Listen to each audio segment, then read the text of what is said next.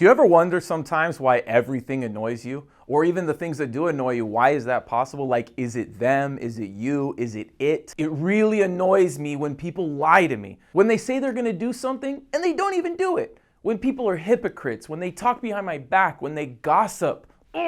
Stop clicking your pen. God, stop biting your nails. Stop running around the house. What is this, a zoo? Did you see those Christmas lights? They weren't even put on right. They're put on all crooked. Why would you do that to your house? Hey babe, who left the water on? Hey kids, which of you left the lights on? Get out of my office.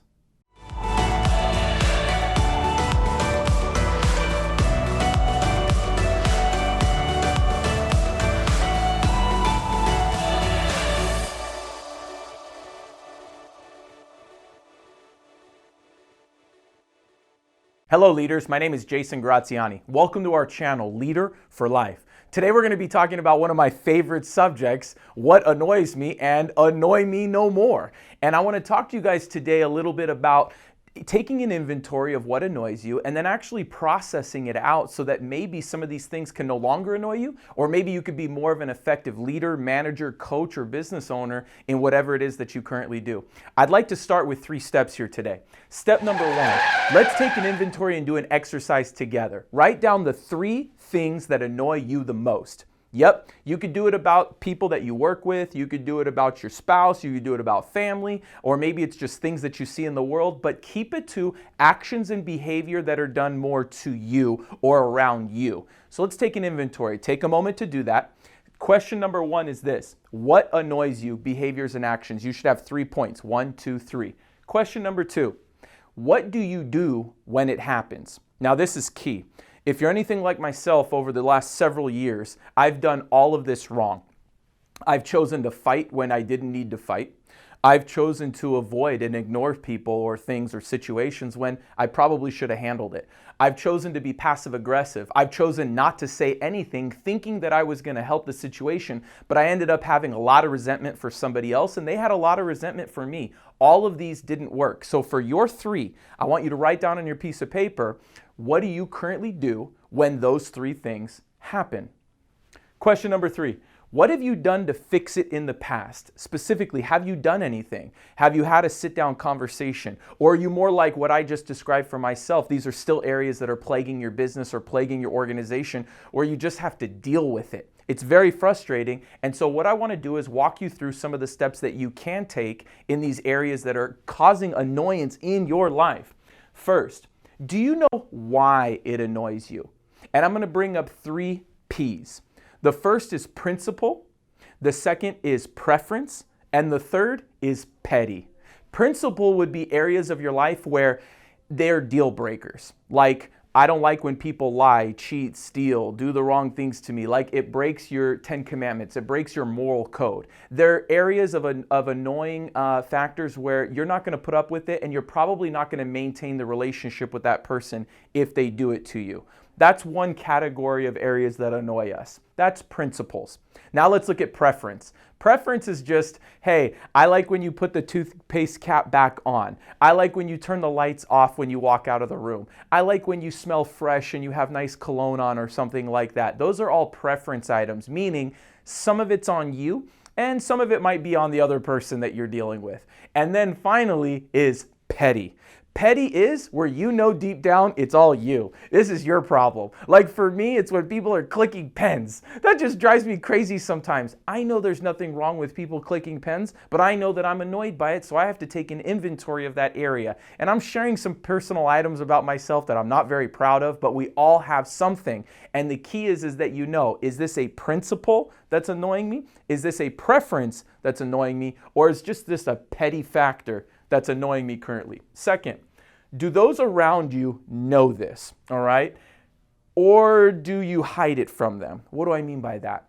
Sure, your loved ones probably know your little idiosyncrasies and the things about you that maybe other people don't know. But what I'm talking about is, for example, You don't like a certain type of food or environment, or you don't like when people make a lot of noise around you. Maybe your best friends know that about you and they don't want to invite you to a club or a bar or something like that because they already know the personality type that you are or something about you, your entourage, your posse, your right-hand people, your staff, your spouse.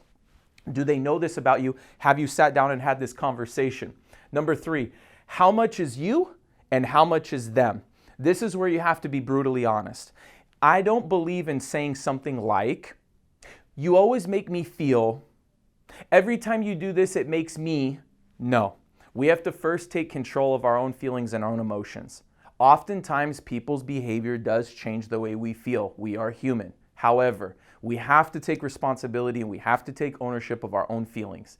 It's never your spouse, it's never your boss, it's never your kids, it's never somebody else that makes you feel a certain way. Sure, I remember driving in California when I was 19 years old and somebody cuts you off on the freeway and you're like, hey, why did that person have to do this? And I get really upset. But in reality, I still had control of my own emotions. That person acting that way on the road wasn't me. Many times in my business and my personal relationships, I thought it was more the other person when in reality I had control of my own feelings. However, you are a human being and you have to be productive in whatever you're currently leading. Whether it's an organization, church, school, boss, whatever it is that you're running, you do have to know who you are and you can't be annoyed. Let me explain what I mean by can't be annoyed. Certain things are going to come up, but whether it's a 3-day problem, whether it's a 3-hour problem, a 30-minute problem, or if it's something for 3 minutes that you could get in your car like I do and put it on high air-conditioned blast, put on a song that I like, maybe have a sip of iced coffee, and then I could walk back into the situation and not be annoyed anymore, has everything to do whether you accept how much of this is on you and how much of it really is the behavior of somebody else. Finally, after taking that inventory, now we could do some direction and we can improve. Here's how we improve. Number 1, we could alter our environment. The 5 W's in school, I remember who, what, when, where, and why. Let's throw out why for a second because we've already covered why. Who, what, when, and where you could control. You might need to alter your environment. It may be, when I mean alter your environment, it could be where you go, who you go with. What do you do throughout the day? What books are you reading? I remember listening to hip hop music a lot in my high school years and into my college years and realizing that maybe the lyrics of the music wasn't really serving my thought process. I know that scary movies can be cool sometimes, but watching a scary movie before I went to bed often gave me nightmares. And so all of these things changed. I had to change my environment to make sure that my environment was conducive for a successful Jason. And you have to make sure your environment is conducive for a successful you. That's point number 1. Altering your environment can help you reduce the level of annoyance that you have. Point number 2, recruit your family, recruit your friends, and recruit your staff to help you. What I mean by recruit, I don't mean formally recruit. I mean campaign to them, have a conversation with them and say, listen, family, I have a difficult time when people are leaving the lights on. And I know that you're not breaking any cardinal rules, and I know there's no deal breakers in our household, but it really frustrates me and bothers me. And I'm working on it, and I'm acknowledging that it is up to me to feel better. However, would you guys help me out by kind of looking out for when the lights are on and make sure that those get turned off ahead of time so that when I come in here, I don't have to be so frustrated and I don't have to be annoyed. And at the same time, I'll work on myself too. That's an example of getting your family involved, getting your friends involved, and the people that are around you. I stayed annoyed by many things in my life and I didn't tell anybody about it.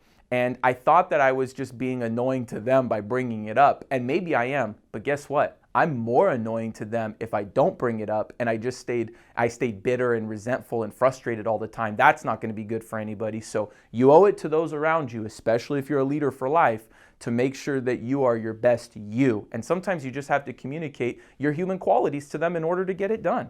Finally, look at your frustration differently. It's often been said that if you change how you see things, you change the things you see. And I would recommend that if you take an inventory of what's actually frustrating you and say something like this. For myself, I could think of a perfect example. The way that those people act and behave, maybe they're going through something today and they're struggling. When somebody used to cut me off on the freeway, I'd say maybe they're really late to something and they don't even realize how they're treating those that are around them. Maybe somebody walks up to me in my office and kind of has a tone or a bitter way of speaking, and I take it personally, but in reality, maybe they just had an argument with their spouse, and I need to look at the statement that was made to me or the action that was done to me. And I need to look at it from a different perspective, and it'll change the way I see it. And if I could change my perspective, just like I often tell my associates in the office that if you take off in a plane and you're at 10,000 feet and you're in the clouds, you can't see the sunshine. But if you just go a little bit taller and you go through the clouds, all of a sudden you completely see a different skyline that wasn't there when you're in the middle of the clouds. Same example would be if you're in a building. If you're on the first floor, you might be looking at the trash can outside. If you're on the fourth floor, you may be looking at the trees or across the street. If you're on the 20th floor, you may be looking at the ocean and the birds, and it's completely, you're at the same latitude and longitude, but because you change your perspective, you change what you are looking at. Hey everybody, I hope that this helped you guys out, taking an inventory of what annoys you, what you do when it happens, what you've done to fix it. Then asking yourself, do you know why this annoys you? Is this a principle? Is it a preference? Or is it just flat out petty? Do the people around you know about this? How much of it is you and how much of it is them? And then giving yourself direction. Have you altered your environment to take care of these factors that are annoying you? Have you recruited the people around you to support you in this cause? And finally, how are you looking at those problems differently? Team, I would love for you to send me a message and say, this is something that used to annoy me. Here's how I dealt with it, and here's how I overcame it. I'd love to hear examples out there, real life stories of areas that were once frustrating and annoying, and what you did to overcome it and how you did, and that may actually help other people as well. If you guys like this content, please subscribe to our channel, Leader for Life. Go ahead and share this with other individuals that may need to hear it. Or it could be somebody going like, hey babe, you need to listen to this. Hey babe, this one's for you. Or hey coworker, I want you to take a look at this video. And if there's any content that you need in the future, go ahead and message us and we'll go ahead and put that together. My name is Jason Graziani. Take care and don't be annoyed.